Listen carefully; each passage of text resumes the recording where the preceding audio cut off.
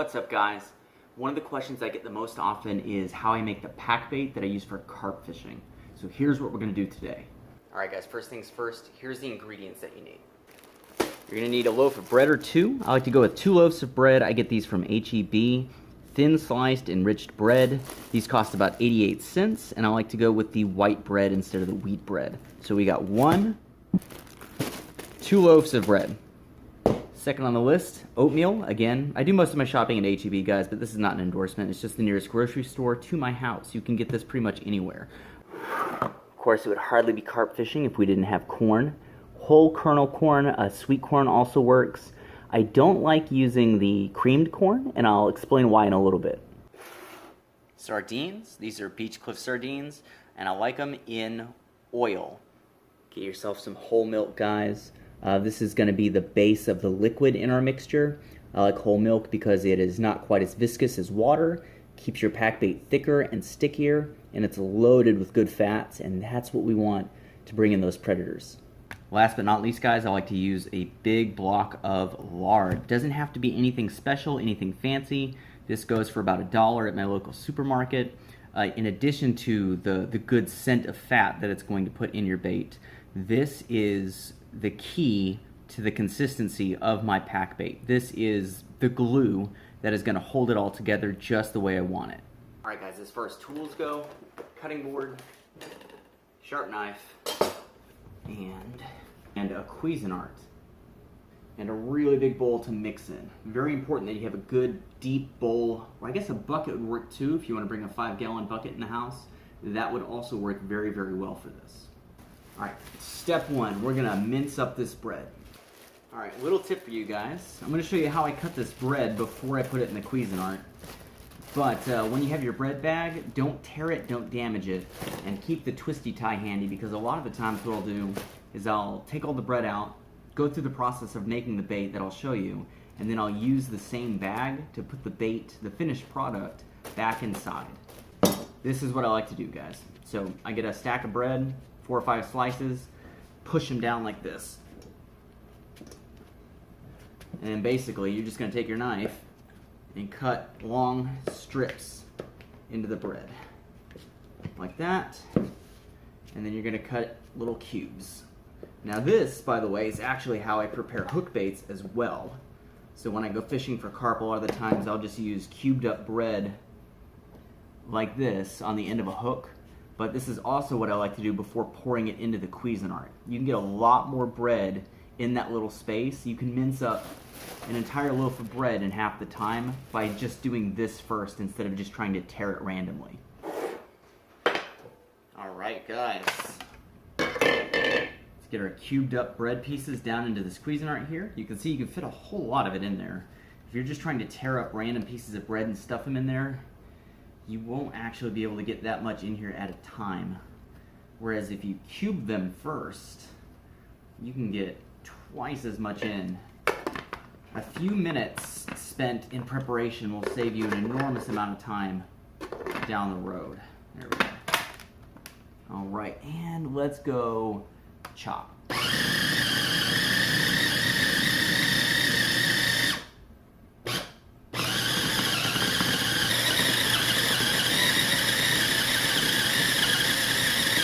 Perfect. Alright. There we go. Let's get that in the bowl. Alright. There we go. Perfect. Big bowl full of minced up bread. Set that aside. Get the corn next. Now here's what I like to do with the corn.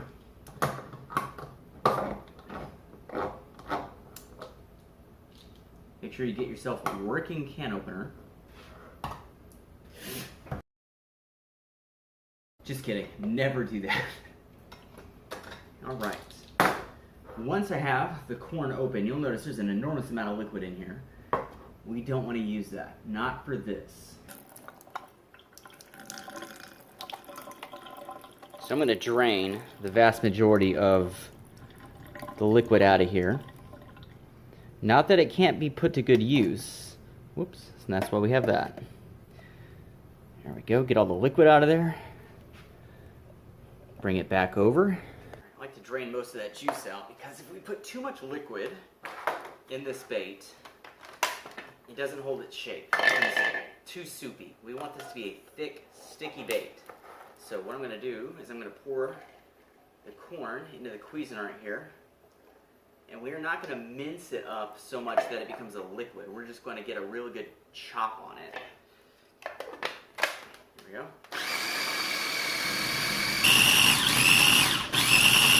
Boom, that's it.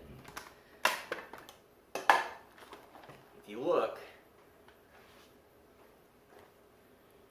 the consistency here is about half and half. Half of it is nice, kind of soupy mix, and then the other half still kind of holds its shape, and that's what we want. So let's get this in here. Boom, boom, boom,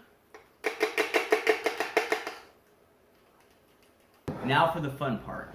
So here's what we got next. I've got our sardines here. This is where you want to be careful. You don't want to spill this on anything, cloth or fabric. So my couches are just a few meters over here to my right. Any kind of splash ends up going over that way, I'm in trouble. So I'm going to open this very slowly over the bowl. There you can see all that oil. Oh my goodness. As with most things about fishing, if it's seemingly gross to us, the fish are probably going to love it. Oh yeah. I love fish, guys, but I mean sardines, no thank you. So here's what we're going to do. We're going to pour a few cans of sardines and their oil. Pop that tab up a little bit, there we go. Into our mix. There we go. Get all that oil in there. And then we are going to use our wooden spoon to break it up. Let's just go with 2. We're making kind of a smaller batch today. This is another reason I like using wooden spoons. You can really break up the sardines quite nicely with this. This is still very dry, by the way, this mix. We've got a bunch of bread in here. Some corn that, remember, we drained the juice out of, and then the sardines, and this is still very, very, very dry. It's getting a little bit wet. You notice it's getting a little bit pliable, but it's still very crumbly. So let me show you how we're going to go about making this into a sticky paste, because these are the types of leads or feeders that you're going to be using most of the time with pack baits. So you've got like this bird cage style feeder here and your traditional pear-shaped lead here.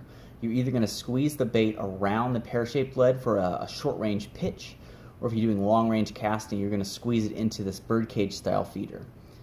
But to do that, we need it to be much, much stickier. Alright guys, this is where we are going to use the lard. Now at room temperature, lard is kind of this squishy solid, so we need to melt it. This is actually going to tremendously help us. There we go, with the consistency of our bait. So we're going to melt this down over just a low heat. There we go. Melt it down, and then we're going to pour it into our mixture, stir it up, and then it's going to re-solidify, I guess, kind of go back to its more natural hardened state as it cools, making our bait very, very dense and sticky, and that's what we want. But first we got to melt this down. While the lard is melting away, we're going to put in some oats. Some oatmeal. There we go.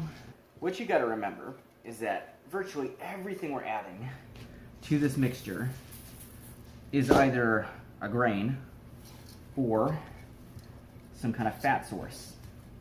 And what we want is to have this perfect blend where the grains are going to soak up all the liquid and all the fats and become this sticky, thick mess. The kind of thing that we wouldn't want to be anywhere near at dinner time, but fish will love it. So what we're doing is we are going to mix the oats in real good before we pour that lard in. As soon as that melted lard hits these oats, they're going to start expanding. They're going to start soaking it in, and I want these to be mixed in real well so that as soon as that starts happening, it kind of just binds everything together. I don't want to bind all the oats together on top of the mix and then try to mix it in here. I want the whole thing ready to go as we add the lard.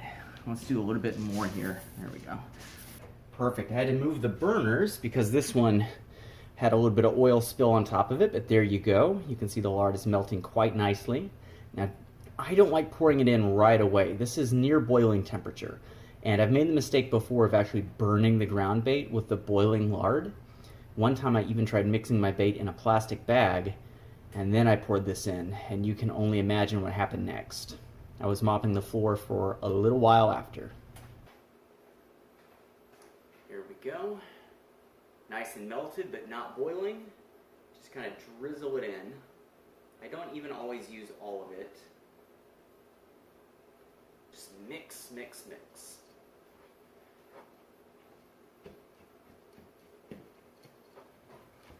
Looking really good. All right, final ingredient, some milk. I like using milk instead of water just because it's thicker and the fat just binds everything together. Again, start with less than you think you might need and build it up. You cannot take liquid out of this solution very easily. I mean, you could get creative, try to press it out, but why do all of that work when you could just start slow? All right, guys, if you ever want to dry out your mix a little bit, you can add in some more minced bread. Another ingredient that helps is cornmeal. Just sprinkle a little bit in there, not too much. It helps dry it out. Because it's so finely powdered, it mixes in with this well and just gets little bits of moisture out. And makes your bait, yeah, already I can tell it's much, much thicker. There we go. All right, one last step. And the final step, just a personal touch, I like to use my hands to mix up the bait. It's kind of gross, especially after you put sardines in there, but it does help get the exact consistency you want. So just kind of reach in and smash it up with your hands. I don't like to guess. I don't like to get down to the water's edge and then and only then know what my bait feels like consistency-wise by putting my hands on it. I want to know days in advance if my pack bait is right or wrong. And I think this pack bait is just right. My God, that was a horrible cooking show line. All right, guys, time to test this. I've got one of our pear-shaped leads. It's a 1 ounce lead. I'm going to squeeze some of this pack bait around it. And I'm going to see how it holds its shape. So here's a 1 ounce lead with a handful of my pack bait squeezed around it. Perfect.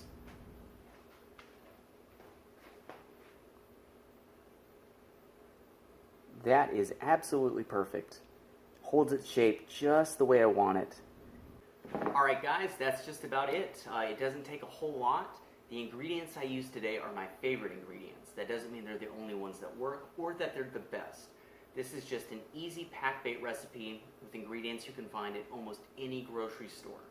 If you have any ideas, drop them in the comments below. Sometimes I like to add eggs, egg shells, crushed up menhaden pellets. Sometimes I make it without the sardines. All different ways that you could do this. None of it is wrong as long as it helps you catch fish. Don't forget to like the video, subscribe to the channel, and hit the bell down at the bottom of the video. When I upload a video, you're the first person to know about it. If you want to support the channel by becoming a patron, the link to that is in the description of this video. All kinds of great stuff for my patrons, including my best fishing spots mapped out and diagrammed in detail, the opportunity to enter contests for all kinds of great stuff. We actually just gave away at Daiwa BG, extra videos, behind the scenes content, lots of great stuff. Thanks for watching, guys. More is coming. Stay tuned, and until it's here, I'll see you guys later.